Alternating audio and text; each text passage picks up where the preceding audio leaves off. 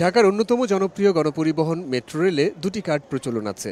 একটি ডিএমটিসিএল এর MRT pass ও অপরটি ডিটিসি এর র্যাপিড পাস। অধিকাংশ সময়ই দুটি কার্ডের রিচার্জ করতে গিয়ে দীর্ঘ লাইনে দাঁড়ানোর বিড়ম্বনায় পড়েন ব্যবহারকারীরা।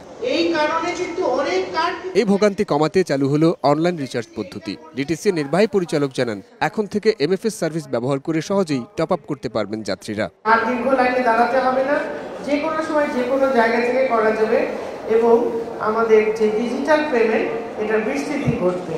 প্রধান উপদেষ্টার বিশেষ সহকারী শেখ মইনুদ্দিন জানান, বিশ্বের সঙ্গে তাল মিলিয়ে দেশের পরিবহন ব্যবস্থা আরও উন্নত করা হবে। একটা সিমলেস ট্রানজিশন, যেটা শুধুমাত্র যাত্রীর ভোগান্তি, যারা আমরা ট্রাভেল করবো তাদের যেন এই ভোগান্তি থেকে আমরা বের হয়ে আসতে পারি। বিভিন্ন জায়গায় আমাদেরকে লাইন দিয়ে দাঁড়িয়ে টিকিট কেটে ধাক্কাধাক্কি করে উঠতে হয়, এটা যেন আমাদেরকে করতে না হয়। ডেন্টিস্টের পরামর্শ নাও নতুন কোলগেট অ্যাক্টিভ সল্ট। সফটওয়্যার ভিত্তিক সেবা সম্প্রসারণের লক্ষ্যে অ্যাপ তৈরির কাজ চলমান আছে উল্লেখ করে শেখ মইনুদ্দিন জানান, রিচার্জে বৈচিত্র্য আনতে শিগগিরই যুক্ত করা হবে শারীরিক যোগাযোগবিহীন এনএফসি পেমেন্ট মেথড। ইটলিং এর ব্যবস্থার ভিতরেও এমআরটি কার্ডটা থাকবে। সাইফুল রুদ্র, সময় সংবাদ, ঢাকা।